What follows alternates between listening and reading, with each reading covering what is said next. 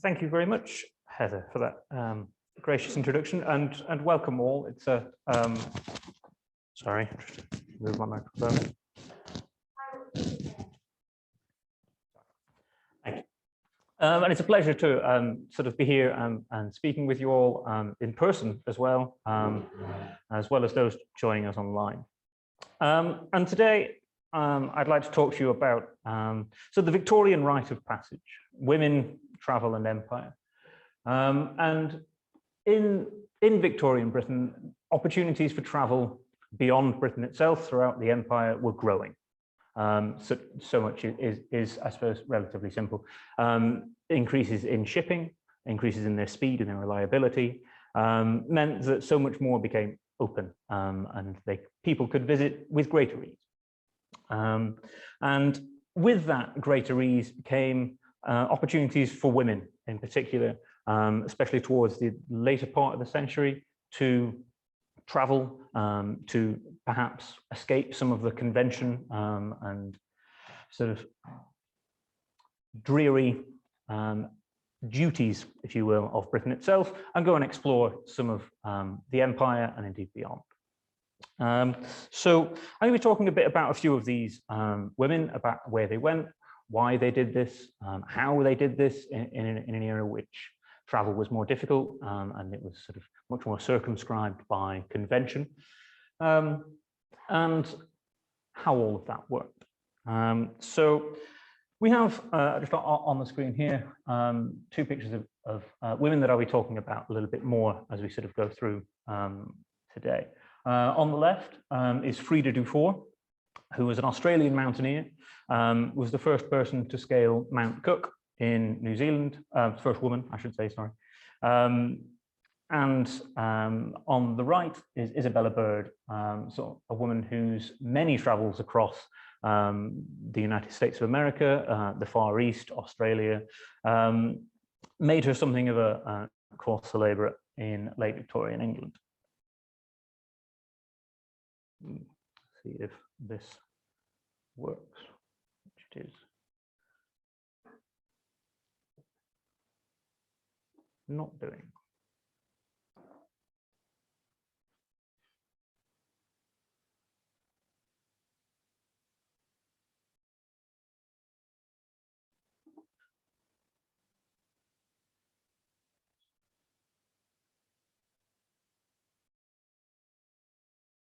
There we go. Well, wow. There we go. Forgot it. All right. Anyway, so Victorian travel and the empire, and a lovely illustration of an early steamship with the paddles on the side. So this was Victorian travel was for many purposes: tourism, mountaineering, exploration, holidays. European holidays were very much established for the middle and upper classes by the 19th century, but the increased speed of travel meant that they could go further afield and more commonly. And imperial travel, although it was always a far greater investment of time, I mean, it still is today. You know, if you're going to go to New Zealand, you don't go for a couple of days. And then they used to do largely tours. You might go via South Africa, stay there for a while, go on to Australia, New Zealand, and then maybe go up to Canada and complete the circumnavigation of the globe, as a few people did. And of course, there is emigration as well, maybe a slightly more forced travel, although it was sometimes also voluntary, especially with gold rushes in places like New South Wales or US and Canada. And that was also a point of travel, but not one that I will be talking too much about today. Very good. So I suppose why women and travel? Why is that my focus on today? And there is lots of sort of scholarly debates about, the different sort of perspective that women might afford to the empire. Does that sort of bring something new to the debate? Is there an interesting gendered perspective? Did women see things differently? I suppose partially, yes, of course they did, but also in some ways it confirms some of the male sort of narratives that were going on, but it challenges them in some ways as well. And it's quite revealing around women's place in Britain and the empire. Sort of what, if we think about, I don't know, different scales of oppression, if you will, women don't have the same sort of power as the men did in the empire. The men going out, bestriding different places, sort of organizing, being officials. Women sometimes went as their wives, and that sort of way could be said to be married to the empire. But they also went out independently.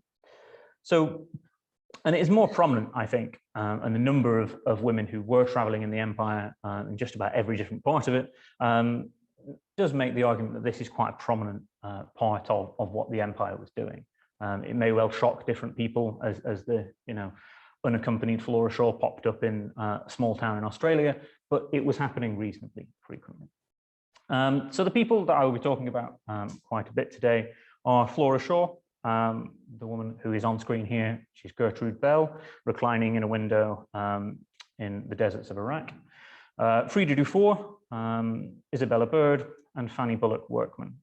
So these are sort of range of different British and one American and one Australian explorers and mountaineers who used the empire and indeed the bounds beyond it. And I'll talk about how that slightly different mechanic worked, if you will, sort of what's different if you're within the empire to if you go, I don't know, to China or Korea or Japan. To really sort of pursue different travels and really sort of make a career out of this in some ways, or and I don't know, build a life out of this as well in others. So I wanted to start off with what is my favorite map, which you get to say as an academic. And this is called an isochronic map, which just means that it shows distances. And there are the number of different colors. So the dark red is within 5 days' journey of Britain.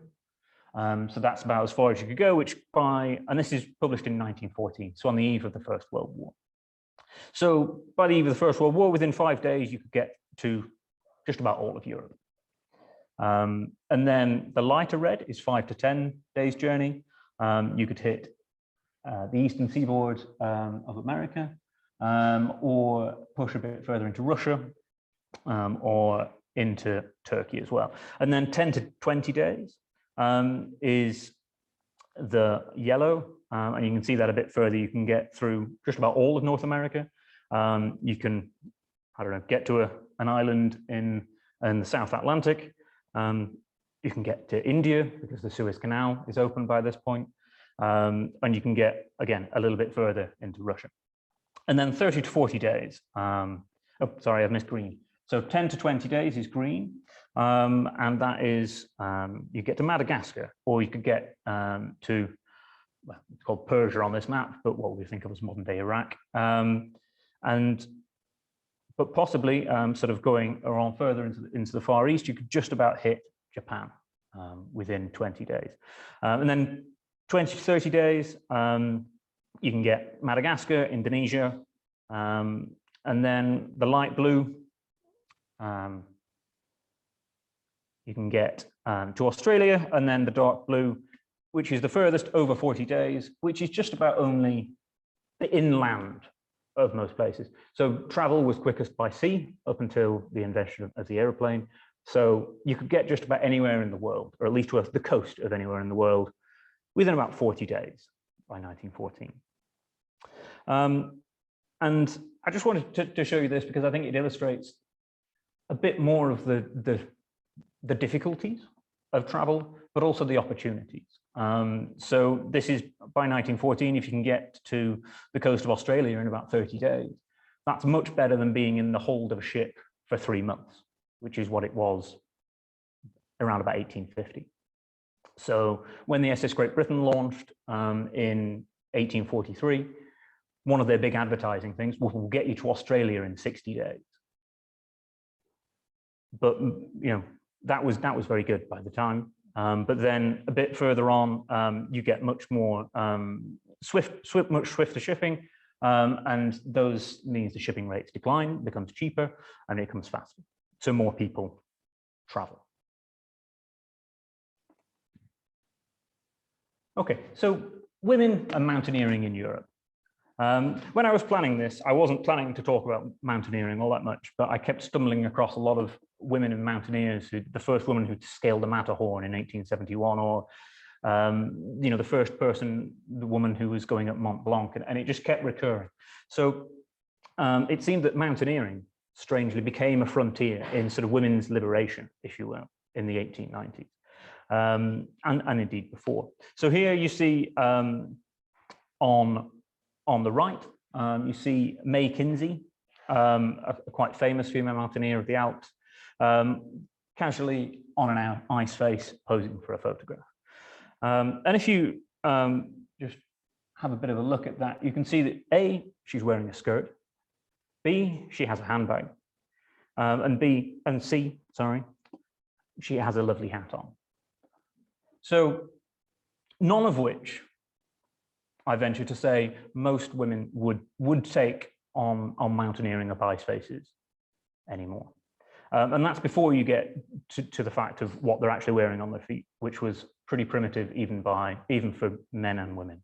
So this was very popular for many sort of adventurous women from about the 1860s, 70s onwards. On the left, you see the Scottish climbers, Lucy Smith and Pauline Rankin, in about 1908, sort of traversing a cliff face. And again, skirts and a hat. So there was a certain sort of level of convention. You've got to wear what you've got to wear. This applied to men to a certain extent, but it was far greater and far less practical for women. I mean, just imagine, I suppose, going up the ice face as May Kinsey, what that skirt could snag on very easily.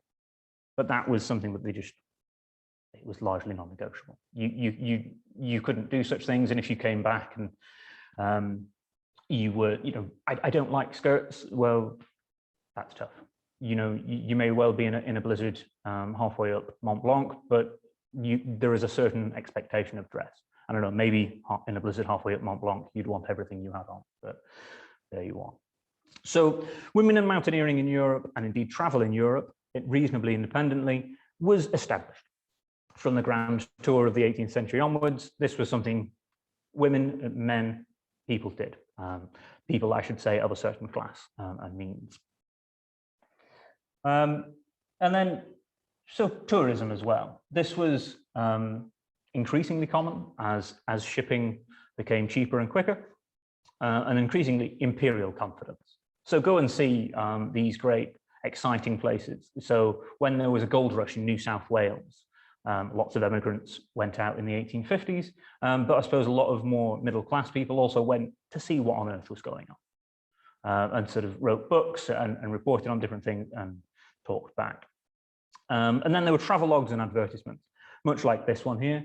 It's called The Imperial Colonist from 1905, and written, well, edited by Lady Knightley of Falsley, a sort of aristocratic lady who had quite an interest in emigration and promoting emigration, particularly for women. And the British Women's Emigration Association in London worked to sort of advertise emigration. Why don't you, if you're struggling to make any money sewing in your home till 11 o'clock every night, why don't you go out to Australia? There are opportunities. You'll find a rich man from the goldfields. Everything will be much better. So those sort of aspects of tourism were really increasing. And this map is one that I stumbled across in Manchester in the John Rylands Institute, and shows Mount Cook, or Aoraki as it's called, in New Zealand. And this was an imperial pamphlet that came out. Please go out and visit in a very tourist manner. Go out and visit Mount Cook. It's a great mountain in New Zealand. It's really great. It's got glaciers. It's got lakes. It's got dramatic scenery. And I suppose they beat Peter Jackson there, but it's a sort of grand landscape. Please go out and see it. And that was one side, and this is the reverse. And there's very practical advice. The bottom that you can see there is how to get to Mount Cook, and that is very simply go here. It takes 6 hours to get from there to there. You then hire a cart to go from here to here, and then maybe stay at this inn, etc., etc. And then there was another section that went along the sort of the grand and beautiful scenery and images of sort of what people did there. You can cruise along these Great Lakes. You can go a certain way up Mount Cook, even if you're sort of not a dedicated mountaineer, and you can really enjoy your time there. And this is for New Zealand, and this was printed in 1889 and came to the John Rylands Institute in the same year. So that circulation of information was happening quickly, and this was sort of being advertised and being shared for a lot of people. So we return to our adventurous women. I suppose one of the questions which you could answer in numerous sort of ways is just why? Why were so many women interested in imperial travel, and particularly mountaineering? You know, how did they get there from Victorian England and from the quite leisurely middle-class lives that many of them led, or indeed aristocratic lives? So this woman here is called Lady Elizabeth Le Blonde, with her climbing companion in Switzerland, and around about 1890. And looking back towards the end of her life in 1932, she stated that she owes a supreme debt of gratitude to the mountains for knocking from me the shackles of conventionality, and really praised that as a sort of route out of sort of standard everyday thinking, and really enjoyed the mountaineering, the danger, the challenge of it. So much so that she founded the Ladies Alpine Club in 1907. The Alpine Club itself had been going for 50 years longer than that, but didn't include women. So I suppose that says in itself there are enough lady alpinists by this point to warrant a club, and to sort of share records. You know, who's been up where, when did they do it, what routes did they go up, and what sort of guides should you use, and what troubles might you encounter. And this convention in Britain could be quite stifling for certain people. So Isabella Bird, who I'll talk a bit more about later, but was a traveler who went to the US and the Far East for many, many years, had numerous health issues. She had a spinal tumor that was removed in about 1850 and complained of nervous headaches and insomnia throughout her life. But it's one of those peculiar things that when she was traveling through the mountains of the Rockies or sort of inner China, that was fine. But whenever she was home, whenever she returned to Britain, she very quickly became ill, or said she became ill. Who knows? You know, talking to her father, I cannot stay any longer, I must go. And her father very much encouraged her in this, gave her £100 and said, go for as long as you wish. I don't know why. I think it was encouraging, but who knows? But this sort of prejudice about sort of women mountaineering was quite strong and remained quite strong throughout these periods, and you still see glimpses of it today in certain ways. So Lucy Walker was one of the first women to scale the Matterhorn in 1871. But the Nuneaton Observer was not impressed, and argued that this was not an example to be followed, for mountain climbing is no woman's work. So this was just a challenge, I suppose, to the idea of women as the angels of the house, as people who just worked for their husbands in the domestic sphere, made the dinner every night, looked after the kids. So this was a surge out of those bonds and into a sort of grander and bigger life for many people. So I've spoken a bit about the new woman of the 1890s, and I suppose, what on earth was that? So by the 1880s and 1890s, a lot of the restrictions of women's life in Britain was really starting to be challenged by a lot of younger women who, frankly, were bored with it. So they took up smoking. There was massive debates in the 1890s about the proprieties of women bicycle riding. And this linked very quickly to mountaineering, which was unsurprisingly deeply mocked by things like Punch, the great sort of cartoonist magazine of the time, and things like this appeared. So the Walking Englishwoman of the Alps. You who look at home so charming, angel goddess, nothing less, do you know you're quite alarming in that dress? Such a garb should be forbidden. Where's the grace an artist loves? Think of dainty fingers hidden in those gloves. Gloves, a housemaid would not wear them, shapeless, brown and rough as socks, thick, and yet you often tear them with that axe. Worst of all, unblocked and shiny, greet them with derisive hoots, clumsy, huge, for fret so tiny, oh, those boots. So women had to deal with a great deal of mockery and a great deal of sort of derision, and as well as sort of quite strong arguments that this was improper. You shouldn't be doing this. It's dangerous, and anyway, you're probably unconstitutional. Your bodies are not built for it. And so that went along with things like this. So this is from the Daily Telegraph in 1907, who very kindly put aside a page for women. As you can see, it has lovely pictures of dresses, sort of our drawing rooms, their use and uselessness, the great question of the age, presumably, the lavender harvest, fashion, infant rearing, dogs and dog shows. But alongside this, women as mountaineers, glimpse of the Himalayas. And in this, unsurprisingly, the Daily Telegraph disapproved. And it argued in bold claims that mountaineering is not likely ever to be a very popular pastime for women. It demands quite exceptional strength and endurance, and few women possess these in a sufficient degree. It continued, the shoes alone of the mountaineer would scare many women off. They must be enormously strong and thick, and they are studded with large nails. The start on a real mountaineering trip is a serious matter and requires a good deal of study beforehand. But by 1907, this could no longer simply be published unchallenged. And Adeline Edwards, who was a mountaineer of the Alps, wrote a letter to the Daily Telegraph that was published a week or so later, in which she argued that the article was nonsense, and she's talked to a guide, a very famous guide, Alwar Kalbermatten,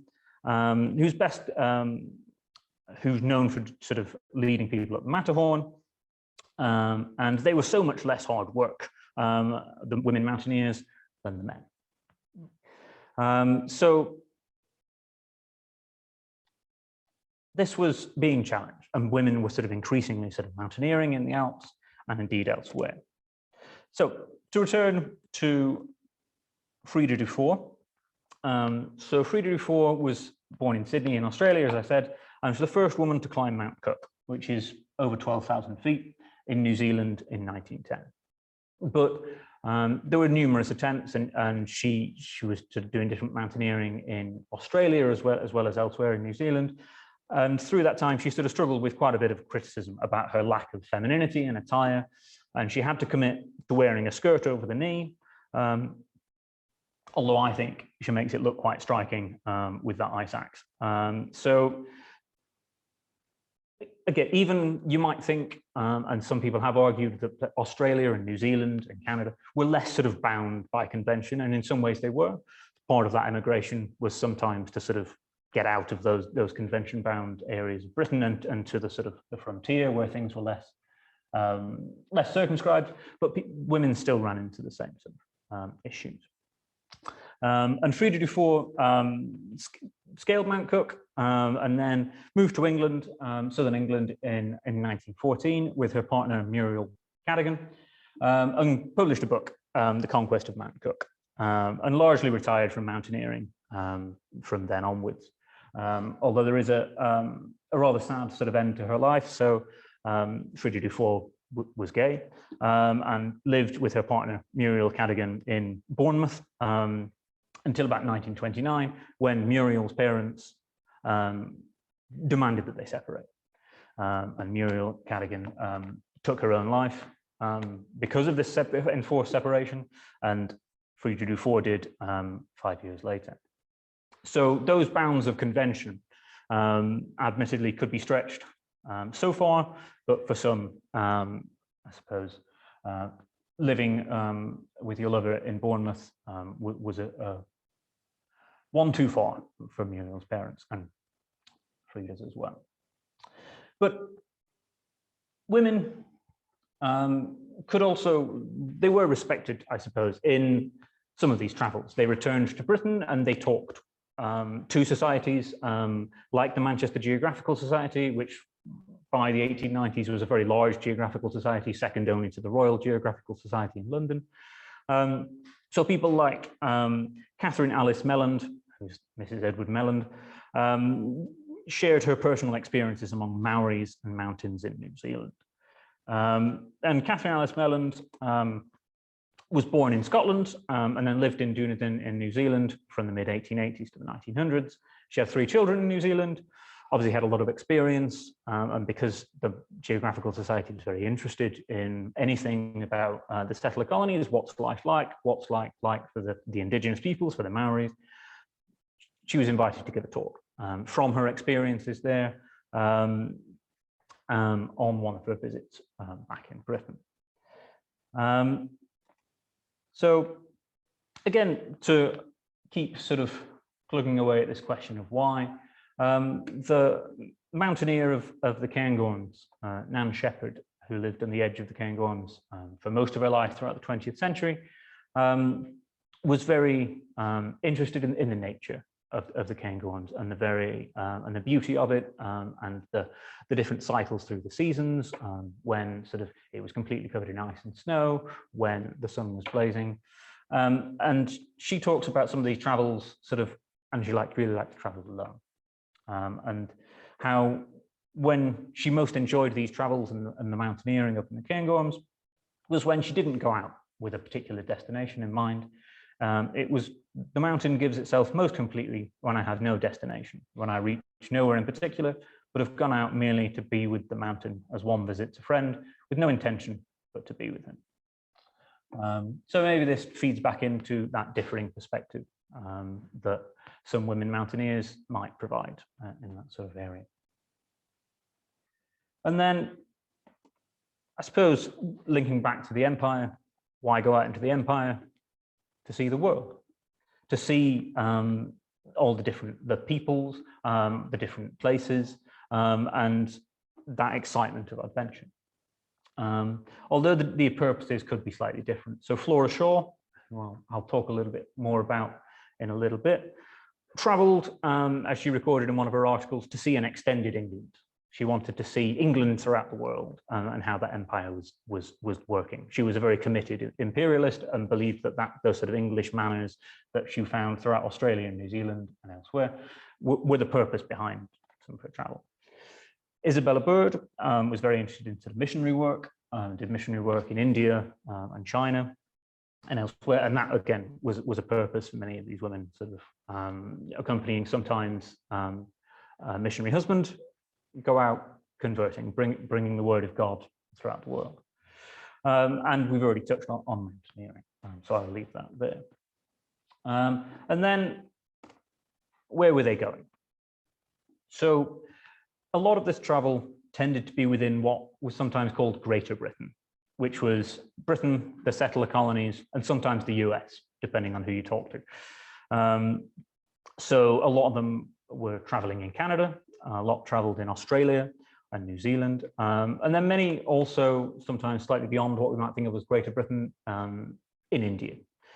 Indian travel was very different because of the massive Indian population and because of the security issues around the Raj. So if you're traveling in Australia or Canada, the indigenous population is quite low, largely because of sort of waves of disease and extermination that have already happened by this point. As well as there just being a far lower existing indigenous population. But in India, with 400 million Indians, travel, unaccompanied travel for white women was much more difficult. The officials of the Raj were far less willing to tolerate it, though the actual Raj itself was slightly insecure in certain areas outside main sort of towns and cities. So that was much more difficult. And many who did travel in India tended to be there as part of the imperial state. So they were married to an Indian civil servant. They were married to a district officer in the Indian civil service.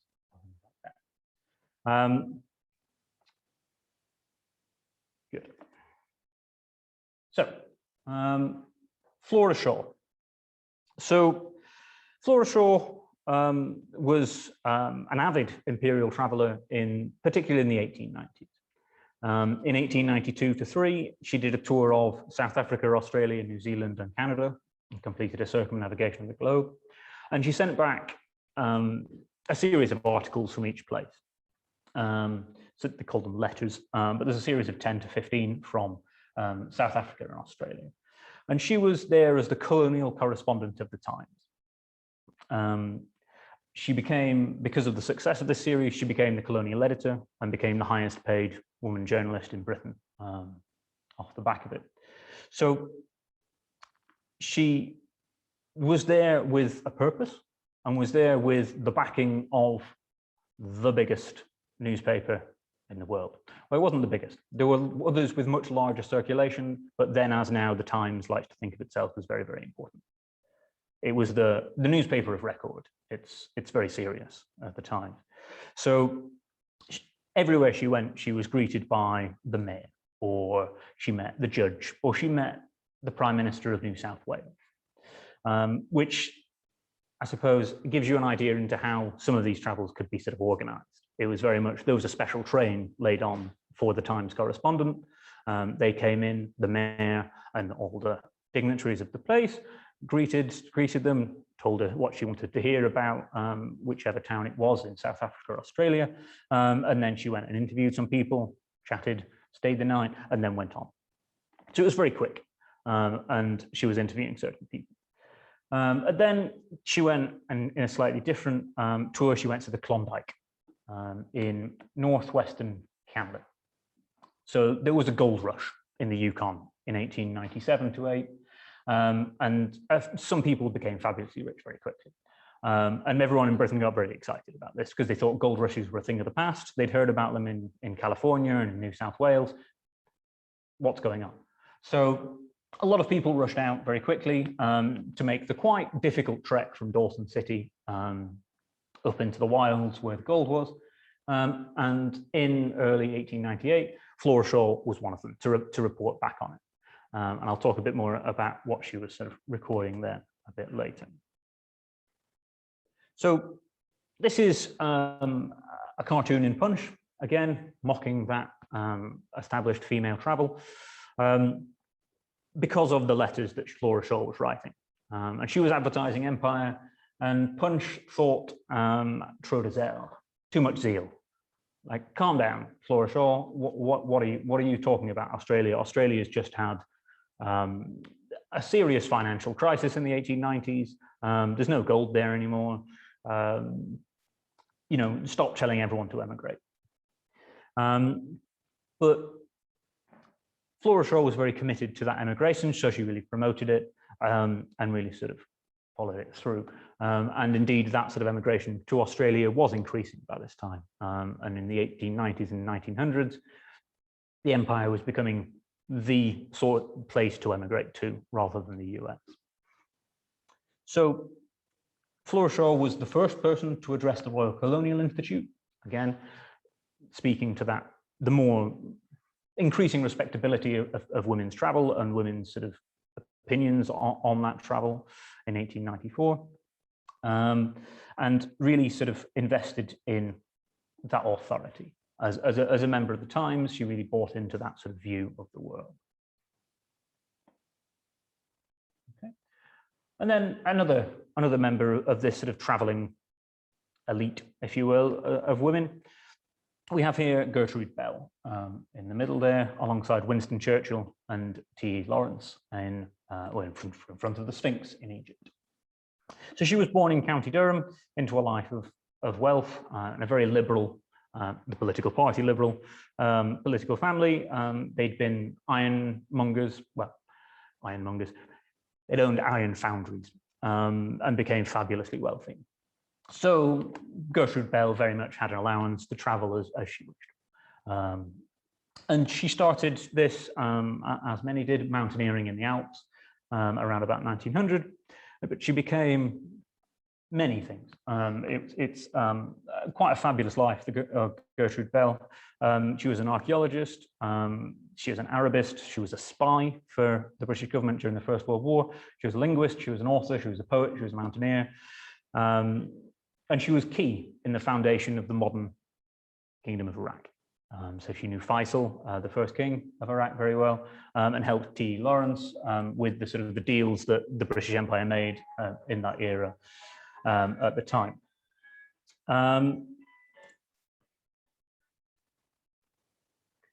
So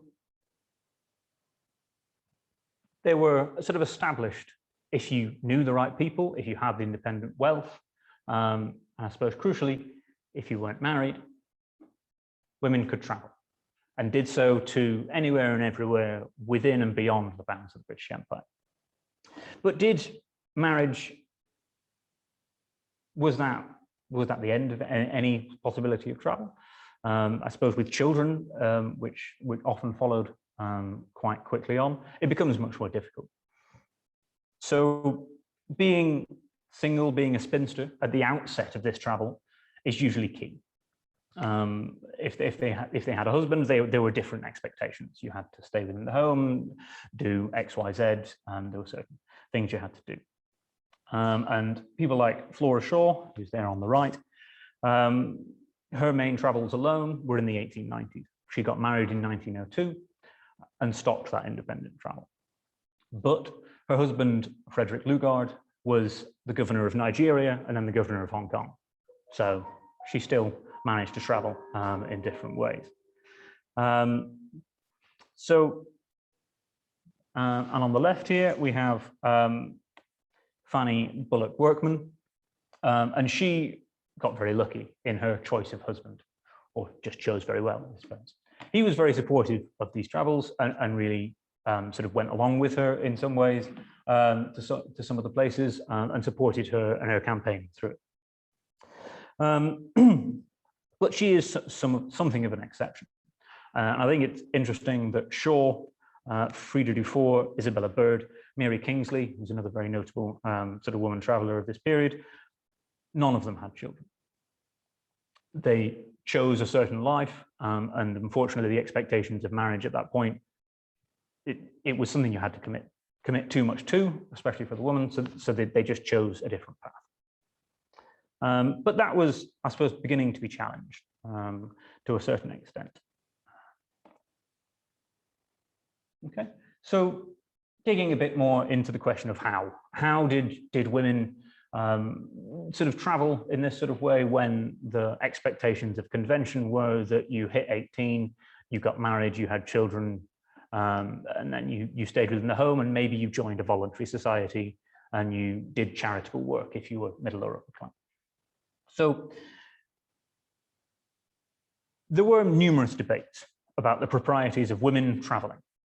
You know, uncontrolled women bounding around the empire concerned many men, unsurprisingly. So these often focused on attire. You know, are they doing it in a respectable way? Are they dressed respectably? Which was sort of, I suppose, shorthand for are they respectable? So a lot of the accounts that get written tend to have little vignettes about, I was walking through the African jungle, but I still had sort of my thick skirt on, and I was still sort of very well dressed.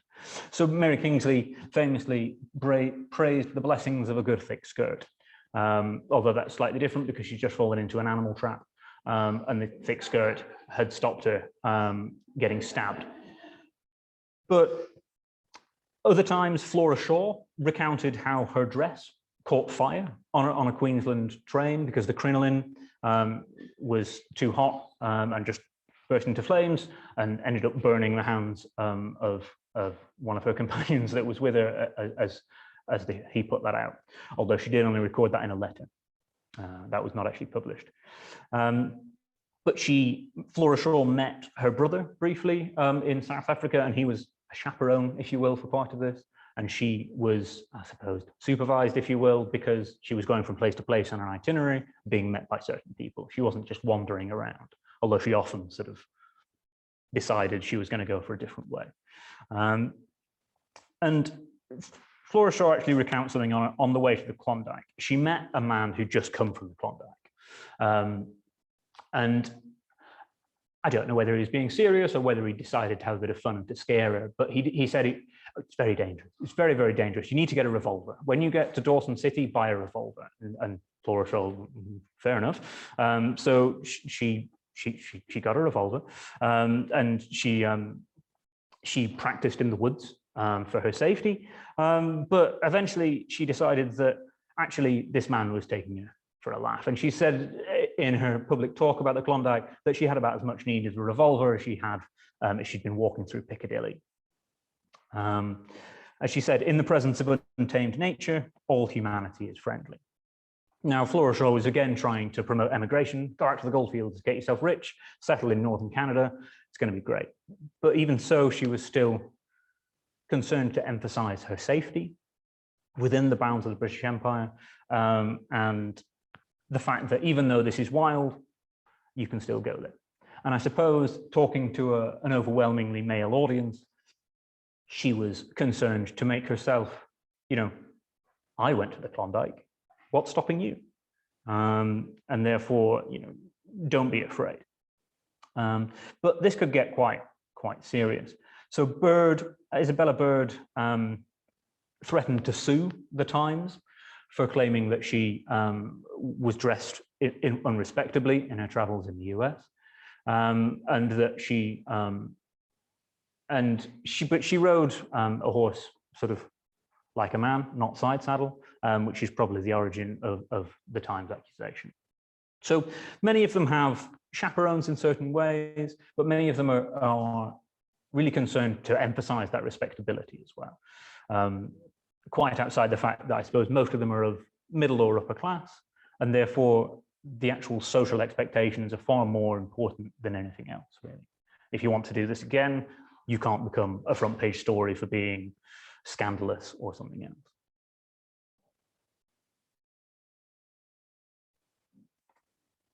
Okay, so, and this Fanny Bullock Workman was an American mountaineer and used her fame in mountaineering for a purpose. So this is, again, comes to another one of the whys. Why do this? Well, I really enjoy it, and also it's an integral part to me of women's liberation.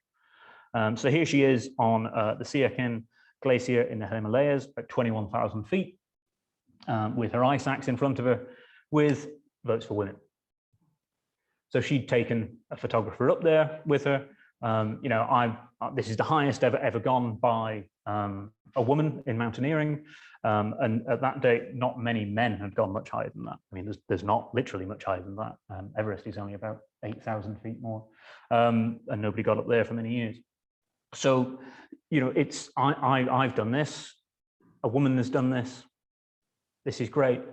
Look, why do we still not have the vote? If we can do this, why are we not being respected as equals?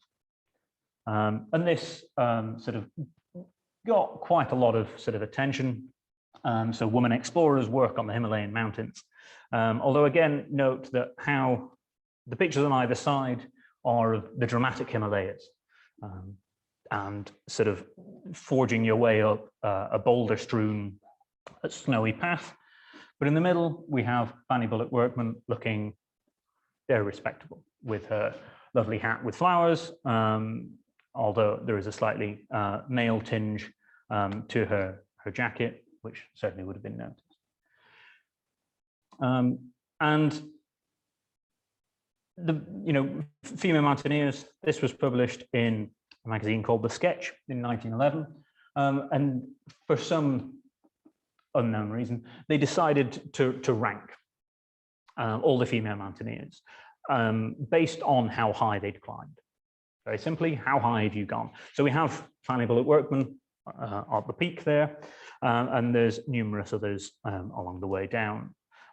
Different mountaineers in the Alps, in the Himalayas themselves, in American mountains, and things like that.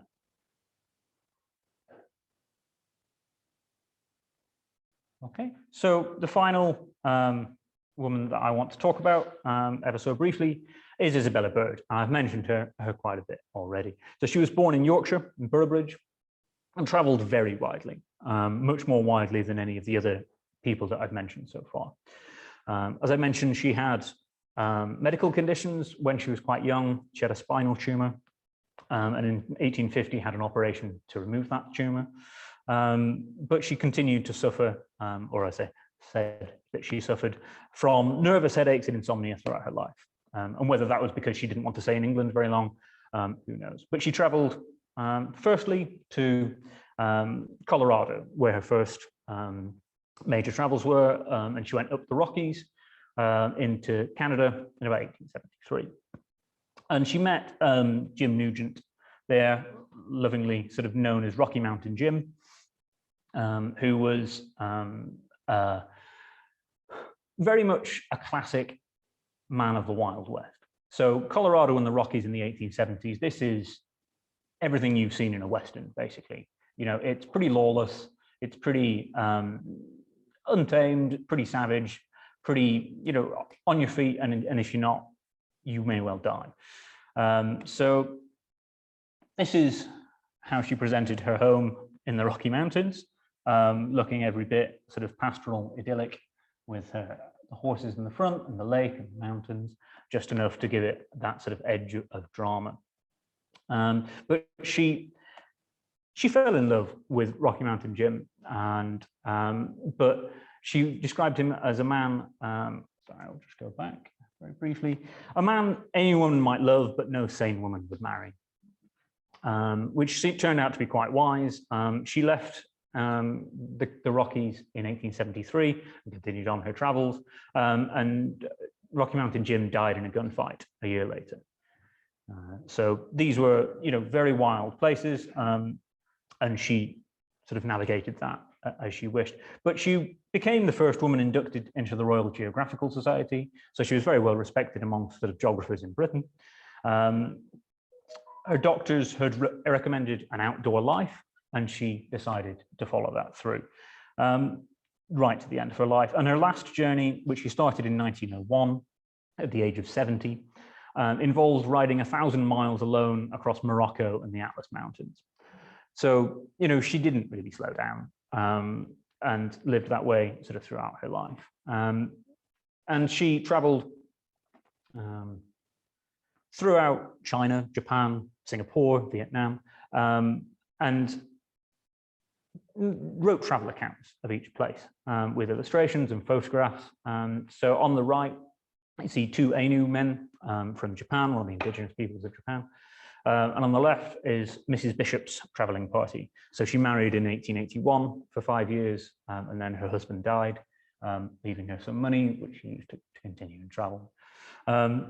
Which again gives you some sort of idea about, you know, this is not alone. She may have been the only European, but, you know, there are porters with all of her baggage, there's guides, and everything else that went alongside Europeans traveling in Asia. And then this is one of the pictures of China as well there. So I've not really touched, I suppose, yet on how these women felt about some of the places that they visited. And Mark Twain famously remarked that travel is fatal to prejudice, bigotry, and narrow-mindedness.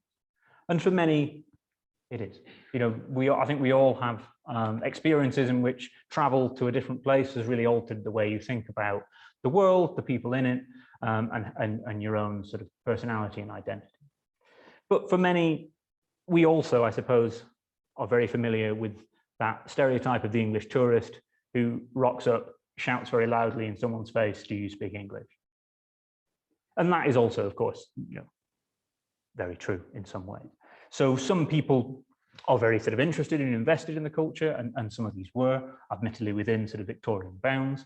But some were very imperious, and they were condescending and ignorant of the cultures of the places that they visited, and didn't really want to get into touch with those cultures. People like Flora Shaw were there because they believed in the British Empire, and they wanted to build that empire, and that was the purpose. So indigenous peoples, whilst adding possibly a splash of colour to wherever her travels were going, were not the point.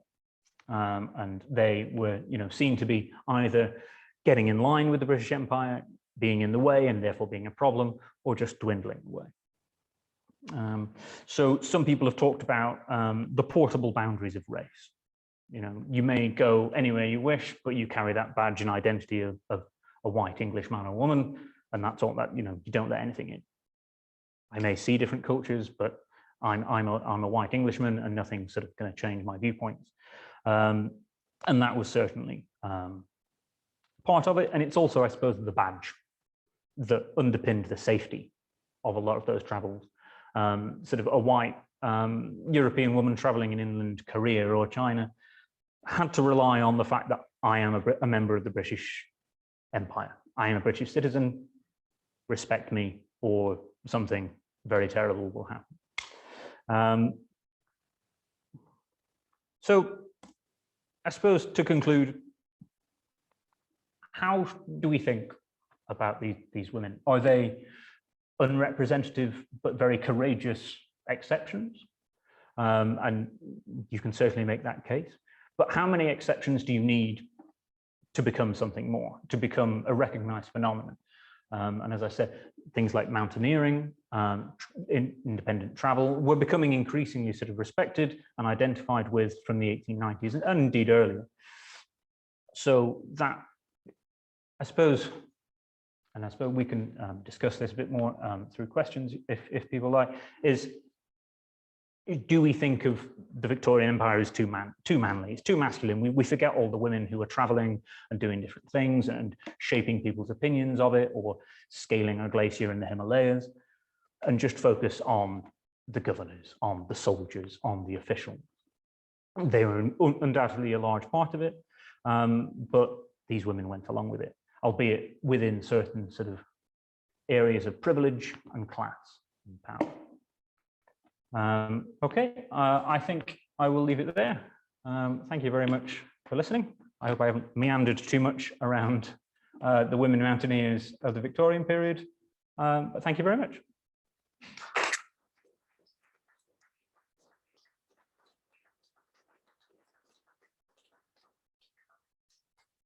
James, thank you. Are you happy to take some questions from you? Please. Yes.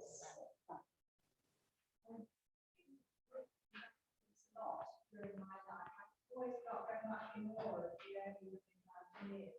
Were there many actors?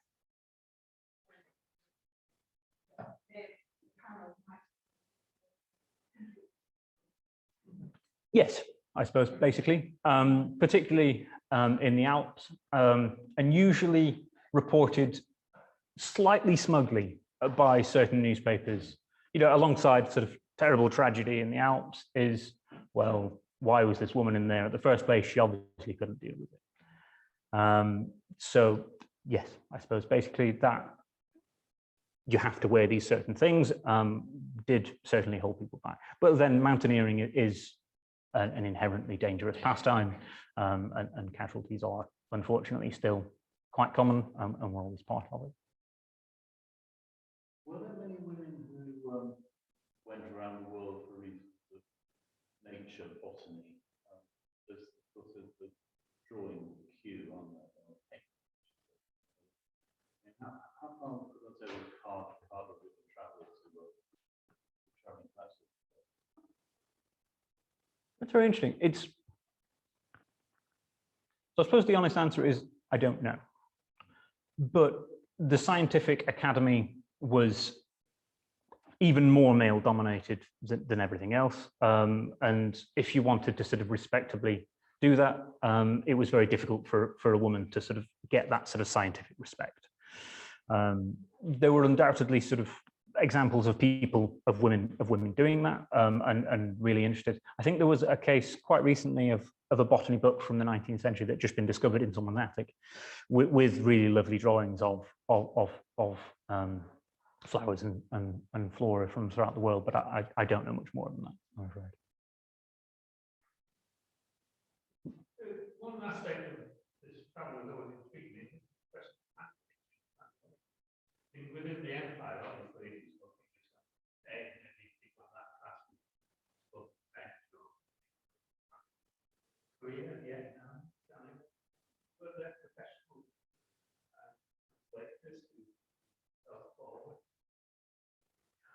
Yes, pretty much. These women, and indeed many male travelers, were very unlikely to learn many of these languages. If you were an official within the empire, you would probably learn some of the languages, and some of the women along the Indian civil service did learn Hindi and Punjabi and Urdu and things like that. But yes, there was a professional network basically of, if you knew, oh, I'm going here, well, you know, this person for some money will take you up certain ways, much as the Sherpas do in Nepal to this day. And that, along with, I suppose, maybe learning a few rudimentary words, the traditional hand signals, got these people by in those places. Sorry, you've got Caitlin?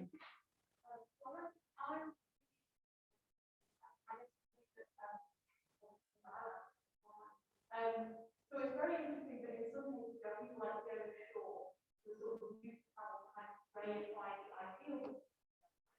But at the same time, like previous before, you know, lesbians, not quite sure. You know, she's got to kind of grapple with these boundaries with it. And I guess the question is, like, how much is the travel around pushing us out? How much of it is kind of carrying those ideas?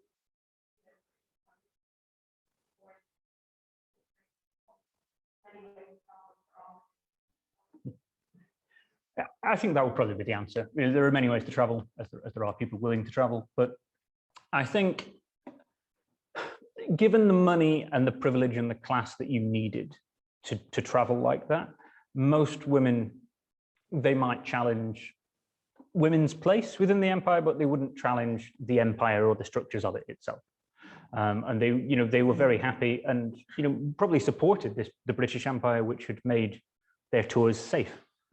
You know, that was the basis of it. And if this was all separate nations, they couldn't do what they wanted to do. Some people did challenge and used that sort of fame that came from it to challenge certain parts of it, with varying degrees of success. But yeah, there are multiple purposes to travel. I've heard what some of the newspapers call the women mountaineers. What did the male mountaineers think? Threatened, I suppose, might be the simple point. And you know, sometimes they you know, were friendly and respected, as with Elizabeth Le Blonde and her traveling companions. There was obviously a certain amount of, they knew each other and respect. And if you have scaled the Matterhorn, how far can a male alpinist look down on you? I mean, you've reached a certain level there and you've proven yourself. But I think that probably had to come first. There was still an assumption that women were not going to do this very well, or weren't going to weren't really up to scratch. But if they did prove themselves, there was a certain degree of acceptance within separate clubs. As I say, Elizabeth Le Blonde set up a ladies' alpine club. The alpine club didn't admit women members until, I don't even know when, but it was certainly not at that point. Of course, there has to be very affluent, rich, you know, like today, something young woman wanted to do it before it sponsorship.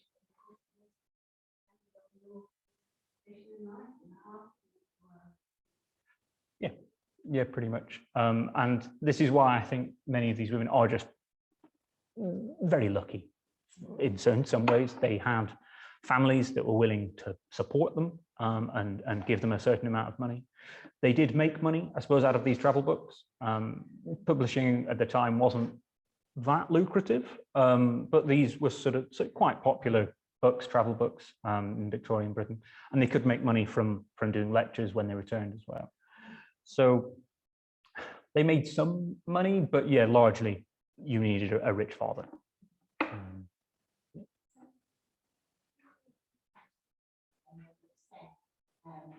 were traveling to Australia and sent back a message, come on, give it something, which was gold fields and stuff. So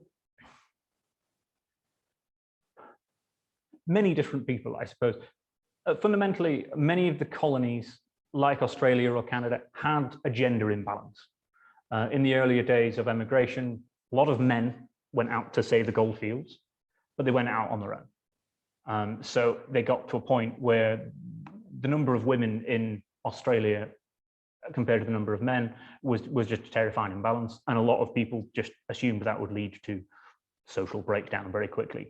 And, riots and things like that. So there was, from the 1860s onwards, there were societies to encourage not working class women, a slight step above, the respectable, gentle women of whatever class to go out and things like that. But that's who they were appealing to for the women. People like Flora Shaw was interested in anyone and everyone who might want to go out to Australia or Canada. And particularly because it was the Times, talking to businesses, go out, invest, or send your younger sons. The typical aristocratic problem. What do you do with younger son number 3? We've got one who's going to take on the estate. He's going into the priesthood. This one's a layabout. What do I do with him? Send him to the goldfields of New South Wales. Something good might come. You talk about Flora Shaw saying that she found she didn't need a gun in Klondike, and I would have thought it would take quite a self-confidence for an unaccompanied woman to walk into a saloon bar in a gold rush town. I mean, what sort of stories would she send back about? If there's one thing Flora Shaw didn't lack, it was self-confidence. She marched up to anyone and everyone and told them what they should be doing, including Winston Churchill at one point. But because this is still a correspondent for the Times, she doesn't talk about saloon bars. These are, she's talking about the economic potential of these places, and she's talking about the friendly, sort of respectable townships that she thinks will be and are being built up. So she's very much interested in emphasizing that respectability. Is she not looking at the social problems that were at all? The prostitution, gambling, drinking. She does a bit, and she talks about some of the gambling in places like Dawson. But again, when she reported problems in places in the continent, it tended to be, but we've been assured that this is now all right. So this was a little unfortunate, but in discussions with local officials and local government, they are working very hard to reform this area and make it more respectable.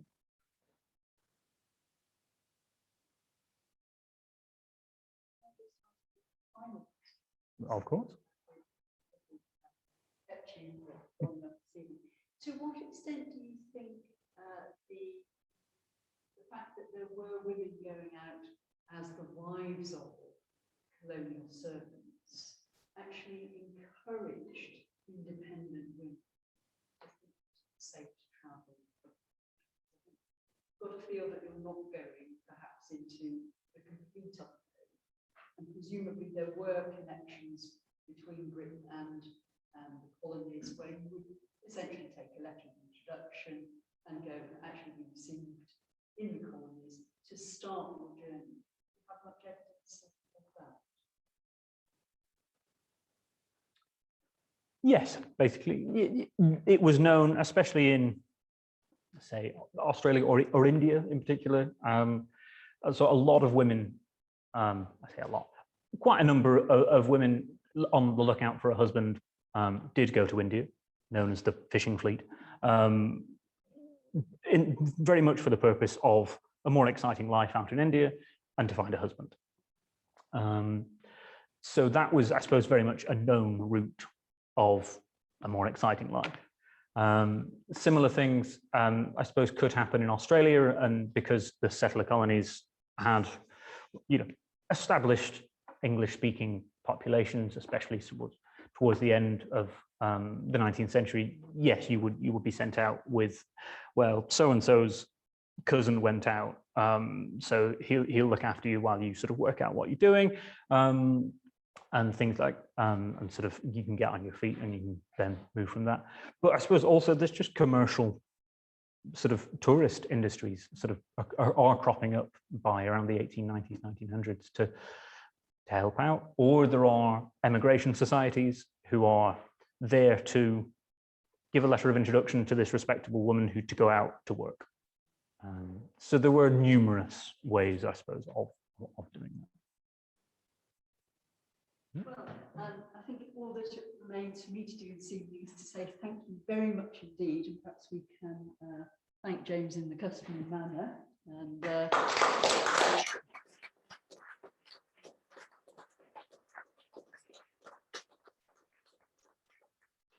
I'm intrigued to see that photograph of Gertrude Bell with T. Lawrence, because we know that Walter Morrison, of course, sponsored expeditions by Lawrence, so there's quite likely to have been a connection there. I'd like to just finish this evening by reminding you that our next lecture is on the 24th of September, and we look forward to seeing you there. Please do spread the word as far and wide as you can. We're really delighted to have so many people with us this evening, both in person and online. So thank you all very much indeed for supporting the festival. And our thanks again to James. Thank you.